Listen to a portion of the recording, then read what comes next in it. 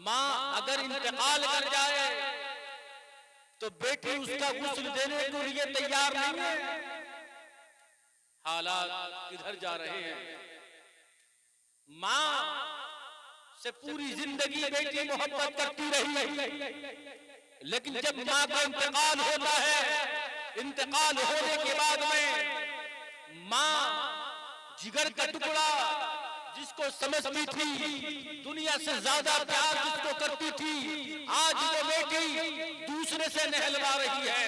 अल्लाहु अकबर। गौर कीजिए, जब मसला कहता है कि अपने को खुद गुस्ल दो, इसलिए जिसको अपनों का गुस्ल मिल जाता है उसकी रूह खुश हो जाती है। लेकिन आज ऐसा नहीं है, बल्कि बेनमाजियों को ठेका हम दे देते हैं। गुस्ल का तरीका, इसके जो मसाइल हैं कोई इतने भारी नहीं, इतने ज्यादा नहीं जो आप ना कर सकते हो, ऐसा नहीं। मेरे आका अलैहिस्सलातु वस्सलाम ने इरशाद फरमाया कि अपनों को गुस्ल खुद दो, इसलिए जब तुम अपनों को खुद गुस्ल देने लगोगे तो तुम्हारों की रूहें खुश हो जाएंगी। एक बाप अपनी औलाद से बाद मरने के कुछ नहीं चाहता। मसला कहता है अगर बेटा इस लायक है कि वो गुस्ल दे, जनाजे की नमाज पढ़ाए, तो सबसे पहले बेटे को अधिकार है। लेकिन दौरे हाजरा में आप देख रहे हैं बेटा सौदा कर रहा है, बाप को आज गुस्ल देने के लिए तैयार नहीं है। एक मुस्लिम याद रखो, जो तुम्हारे बच्चों को तुम्हारी मैयत से दूर ले जाए, गुस्ल से दूर ले जाए और इसकी खिदमत से दूर ले जाए, ऐसी तालीम का कोई फायदा नहीं।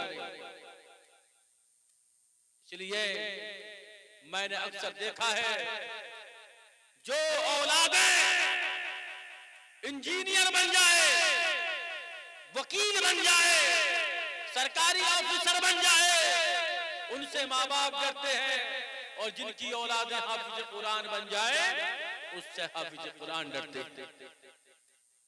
माँ बाप जैसा खजाना, उसके लिए गुस्ल मिल जाए, कफनो दफन मिल जाए, इत्र लग जाए औलाद के हाथों से, मेरा यकीन है, मेरा दावा है, उसके बाप की रूह खुश हो जाती है। माँ बाप की रूहों को बाद मरने के एक बेटी अगर कुछ देना चाहती है तो माँ को गुस्ल दे दे।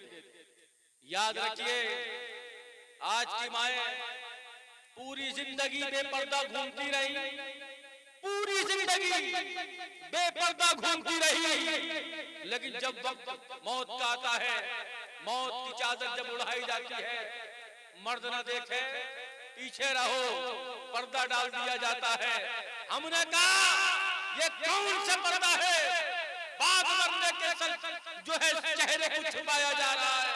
काश चेहरे को मरने से पहले छुपाया जा चुका होता तो आज इसकी रूह को, आज इसकी मैयत को जन्नती रूहें इसको हवा दे रही होती, लेकिन नहीं हुआ।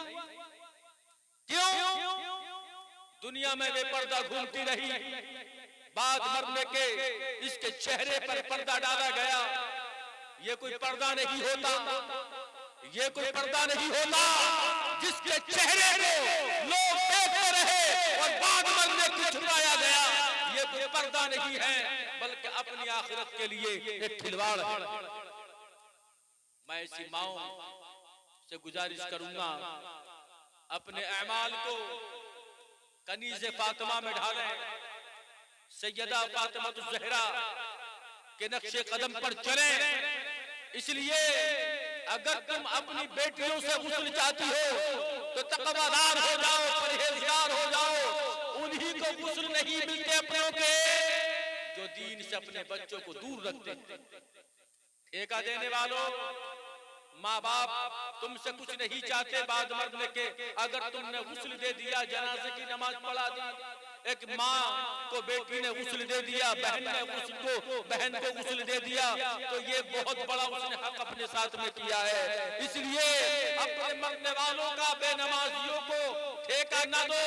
आने वाला किस शक्ल में है, किस बुनियाद पर है, पाकी है नापाक है, उसको तरीका आता है कि नहीं आता कोई मालूम नहीं, लेकिन जब तुम गुस्ल दोगे तो तुम्हारे दिल को तकलीफ होगी। ये मेरा है, ये मेरा अपना है, या अल्लाह इसको तू बख्श देना। बाद मरने के अगर कोई दुआ कर सकता है तो एक बेटी माँ के लिए दुआ कर सकती है, एक बेटा बाप के लिए दुआ कर सकता है। बस यही तुम्हारा हक है, अगर इसको अदा कर सकते हो तो इसको अदा कर। इसलिए मैं उनसे भी गुजारिश करूंगा जो कब्र में उतारते हैं। बाज़ औक़ात देखा गया बेनमाजी एकदम कूद जाते हैं कब्र के अंदर, बेनमाजी एकदम कूद जाते हैं। ऐसा नहीं होना चाहिए, बल्कि तक़वा और परहेज़गार 5 वक्त का नमाजी कब्र के अंदर दाखिल होना चाहिए और वो उनको उतारे।